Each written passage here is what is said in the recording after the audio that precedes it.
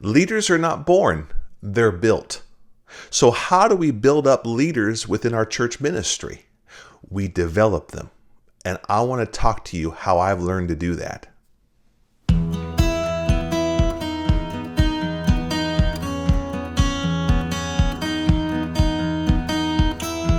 Hey everyone, it's Matt here. I'm a pastor in church ministry, and it's early Monday morning before I get to work, and I love to just encourage and develop people who are on church staff ministry, or they're in a ministry within the community that you're leading ministry, leading teams, or you're a volunteer that you're leading a Bible study or a team at your church, and you just need a little bit of encouragement to keep going, and maybe you need developed in your leadership skills.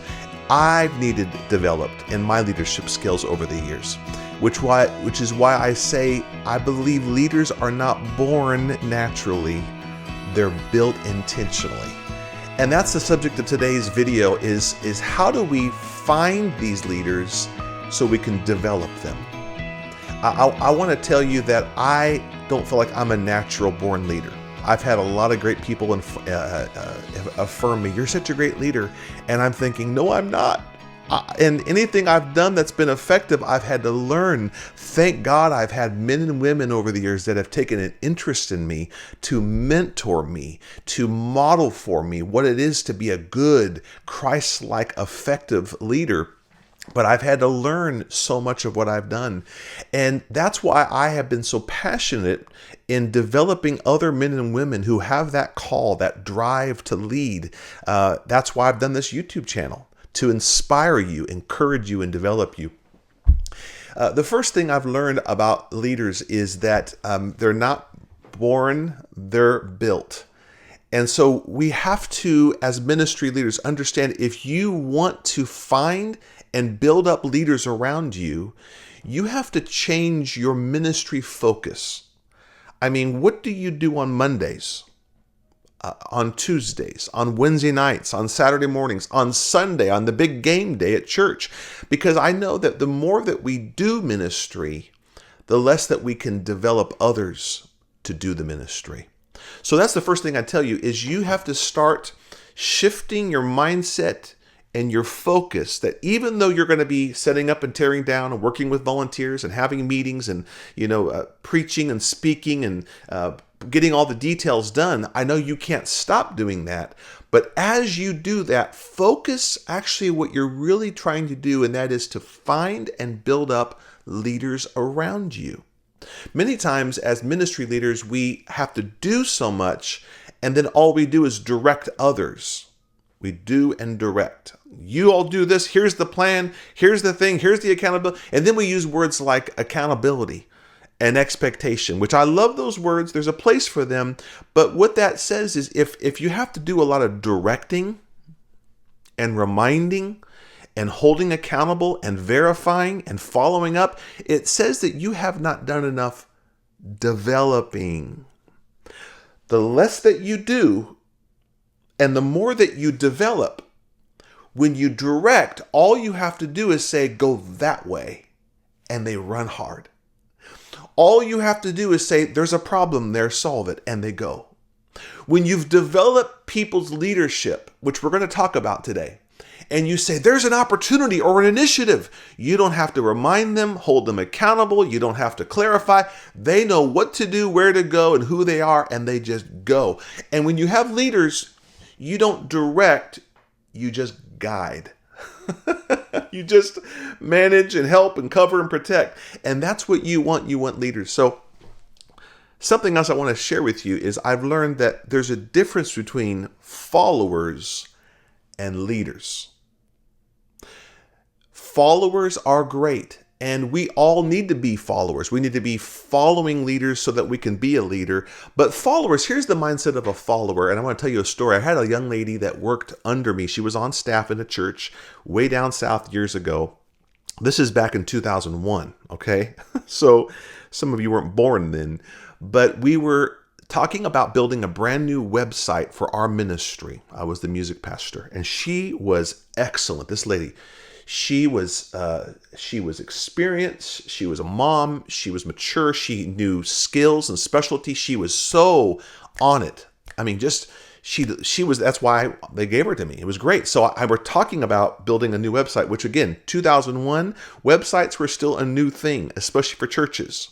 So we were learning as we went, but I had vision and initiative that we need to be digital and have kind of a website that inspired people. People could sign up. We could invest in them. So I sit with her, and she's taking notes on her pad, and I start sharing vision about what I want.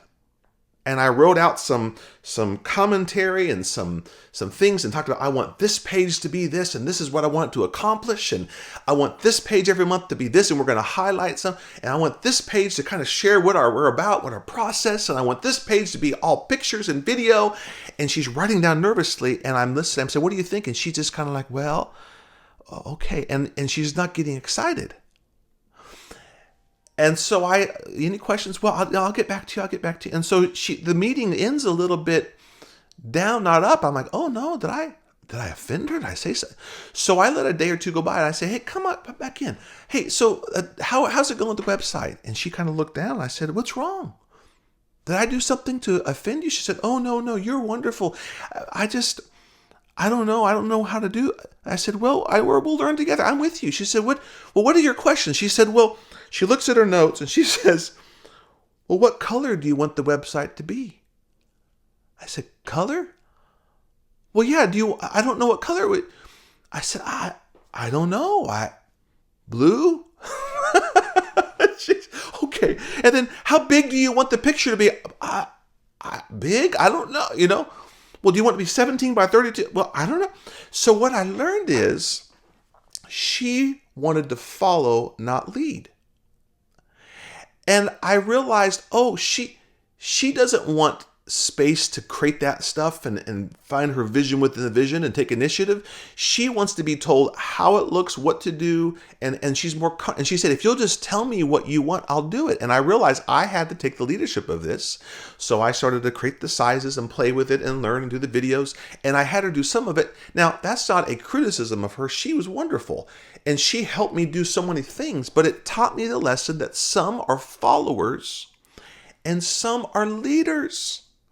And I don't want to be frustrated with that. I want to be aware of it because I need people to follow. The great thing about followers is they'll follow your lead.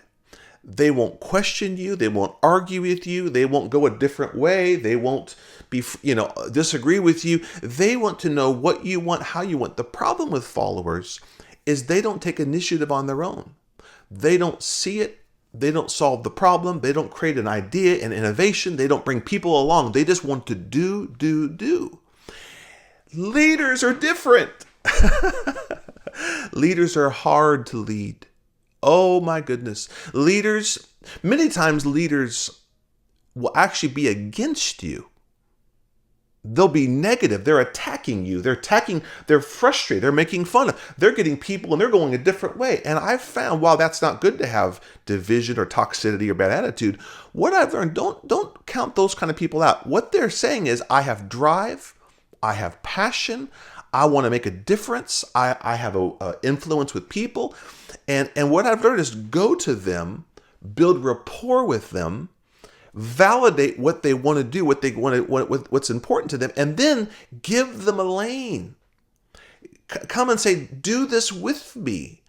And I've got people, even now, that I felt like were kind of against me, frustrated, misunderstood, hurt, talking about, and I was able to, over a couple of years it took, to win them over and say, I love who you are, what you've got. There's a place for you here. Let's do it together. And I supported them, and now they're running hard. So leaders are very difficult to lead. They don't always want to follow through with your thing. But if you need leaders, not just followers, so that when you say there's a problem, I got it. When there's an opportunity, let me have it. When there's an initiative, they take the initiative. They see it. They build something around it, and you have to guide and be careful. No, let's don't do that. But you don't put water on it. You fan the flame of it, right? So let's talk about now how I find leaders so I can develop them. And with this, I have a 3-step process I want to share with you. That when you go to a ministry event or a Sunday morning service and you're praying with people and you're preaching and you're leading and going to the membership class and all that, what you're really doing is you're doing this 3-step process. Okay? Here it is. The first step is observe. The second, test. And the third, empower. Observe, test, and empower. Observing is watching who are leaders, who has drive, who has influence, who is doing something, who is taking action, who is having ideas and they're starting to get processed. Right or wrong, good or bad, they're leaders. You're looking for leaders. And then when you find them, as I said, build rapport with them, serve them, add value to them, build relationship with them, collaborate with them. And then what you do is say, now in this initiative, test them in it. Now, I'm not saying just give them everything at once because you can't trust them yet.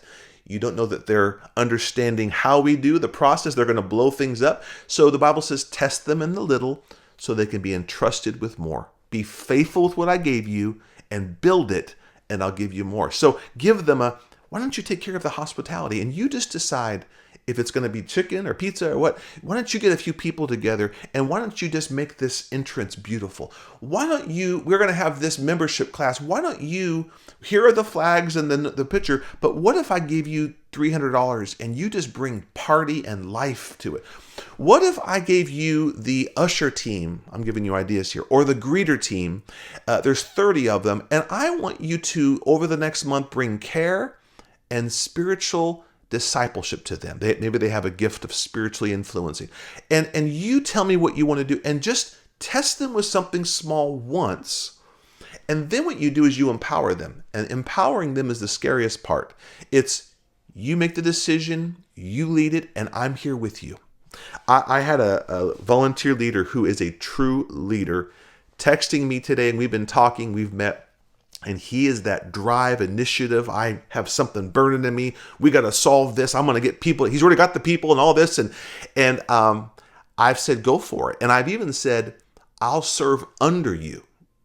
Now I'm the pastor and he's just the volunteer. But what I'm doing is I'm saying, I will give you my support and I'll come with you. And I'll do it and I'll be on your team. But then he was asking, how do I said, well, make sure you talk to this person and we need to do this first. So when you serve people, you earn the right to speak into people. Leaders are very open to grow and learn, but they want to see, have you empowered them? So this process of observe, test, and empower, it isn't just a one and done. Once I've empowered them, I'm observing what do they do with power? How they do with people. And then I'm testing them with more. And when I test them with more a few times and they can't get that right, I test them with less. I pull it down. So it's not just give them more and more. Sometimes you test, you observe, test, and empower, and they go to level 1, level 2, level 3. And now I've had people launch campuses as campus pastors under this process with me. I've had people in my church as a volunteer or staff that started their own 50c3 and it's flourishing and they have the finances and they're having an impact. I'm like, wow. I've had people as volunteers though, or even staff that I did this process and they self-selected, Matt, this isn't for me. Because my job was to frame out a picture with modeling and imagery and examples and clarity and written of this is all of what it is. And they've said that if that's what it is, I thought it was preaching. I thought it was just discipleship of a few people. I thought it was creativity. Well, it is that, but it's all of this. And they've realized, I don't want this. So either way, you're going to find leaders or you're going to help people realize they're not leaders. But this process is so good. Here's one tip I want to share before I end this video of how I develop leaders. That after I would have a staff meeting, a meeting with my volunteers or my leaders, and then if you're smart, you have a volunteer that will write out everything that was talked about, including initiatives, deadlines, and specific, John, you're going to own this, and Mary, you're going to own this, and DJ, this is your responsibility. So you do that, and I'd always have the meeting before lunch so we could have lunch break. And what I learned is even with all the directives and clarity and resources and sharing the why, I realized that I would walk slowly through the campus and find them at their office or they're working on a project and say, what did you think about that meeting? Well, how are you feeling about that? How do you think the team felt about that? What do you think are going to be our blocks on this? Are there better ideas? And they started to feel permission to process and to question and to fight back. And I realized that it wasn't about them agreeing with me. It was about letting them process in their own way. And even volunteer leaders who went back to work on a Saturday morning, I'd call them and say, hey, Fred, I had a guy named Fred. What do you think? What do you think is the best thing? How do you think we could best do it? What could I do to help you? Because it wasn't just the meeting where I gave direction. It was the following meeting where I gave development. People don't always buy into the directive until you've helped develop how they can make the directive happen. It takes you saying, let me support you. Let me come alongside you. Let me help fill that gap. Let me help move the ball forward. Let me remove obstacles and remove lids so that you can go to another level. And that's where you observe, test, and empower them. So have the meeting after the meeting. Let them ask the questions. Show them how it could be done. It gives them context to what their part is and how they can win. Because I'll tell you what, when you get leaders, they want to win. They want to get over the goal line. They want to make an impact. They just need you to show them how. I hope this helps you. Would you subscribe to my channel? Share it if you can. This is for all pastors and ministry leaders. Leave a comment below of what makes sense to you and tell me some subjects that you'd like me to talk about, because I'm excited to encourage you and develop you.